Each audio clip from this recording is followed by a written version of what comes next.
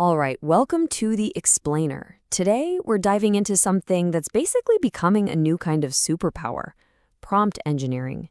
It's all about how you talk to an AI to get what you actually want out of it. It's the difference between being a user and being, well, a creative partner. So how do we do it? Let's get into it. And honestly, this quote right here, it just nails it. This isn't some super technical thing just for data scientists. No way. At the end of the day, it's about communication. It's a skill that anybody can learn. Okay, so let's break it down. When we talk about prompt engineering, what does that even mean? Let's start with the absolute basics. So at its heart, prompt engineering is really just the art of writing great instructions. I like to think of a big AI model as like a super smart intern. It has access to tons of information, but it's also very, very literal. It means really clear, really specific guidance to give you its best work. And that guidance, that's your prompt.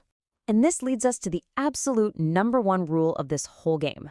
It's simple. Bad prompts get you bad results. You've heard it a million times, garbage in, garbage out.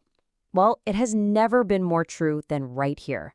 The quality of the AI's answer is a direct reflection of the quality of your prompt. So, right, how do we level up and get those better results?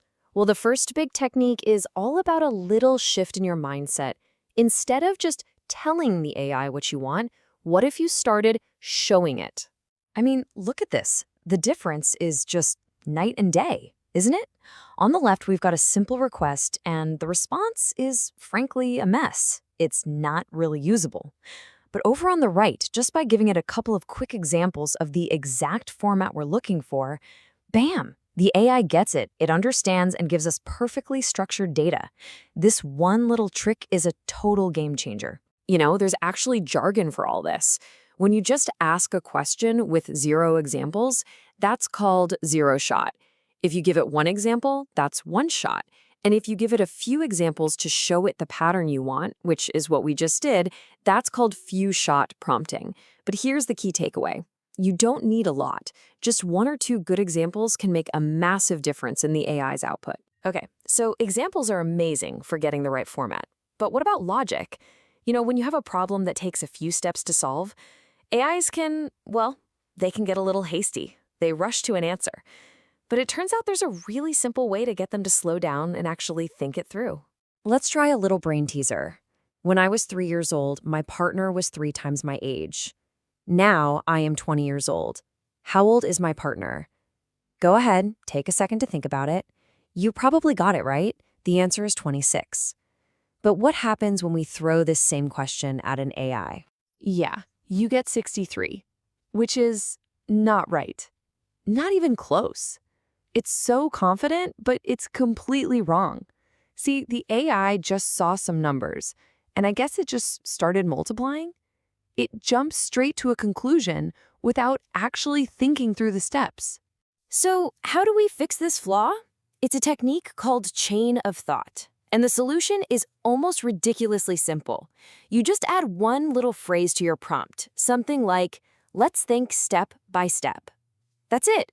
That 1 sentence, it changes everything. And just look at the result. Now, by asking it to lay out its reasoning, it actually follows the logic. Step 1, find the initial ages. Step 2, figure out the time passed. Step 3, add it all up, and boom. It gets the right answer 26. The best part is you're not just getting the answer, you're getting to see its work, which is incredibly powerful. All right, so we've got structure down with examples, and we've got logic handled with chain of thought. But what about personality? What about creativity, style, and tone? Well, for that, there's a technique called role prompting, and it basically makes you the director of your own AI. Just take a look at this. A generic prompt, places to visit in Manhattan, gets you a generic, kind of boring list. It's fine, but meh. But look what happens when we give it a role.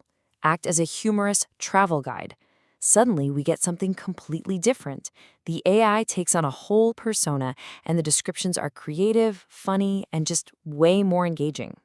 And that's the whole magic of role prompting. You're not just asking a question, you're directing a performance. You can tell the AI to be a skeptical journalist or an overly enthusiastic science teacher, or heck, even a pirate.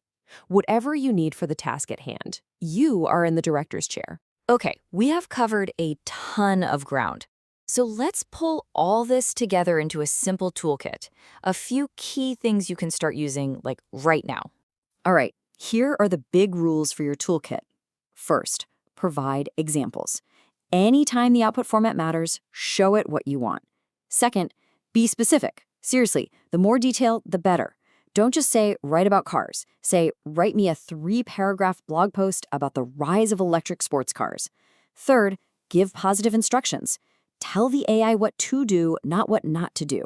So instead of, don't use complex words, try, explain this like I'm in 10th grade. And last but not least, keep it simple. At the end of the day, a clear, straightforward prompt almost always wins. Look, at the end of the day, prompt engineering is all about a shift in mindset. It's about going from just being a passive user to being an active creator with the AI. It puts the control, all the creative and logical power, right back in your hands. So the real question is, now that you know how to guide the AI, what are you going to create?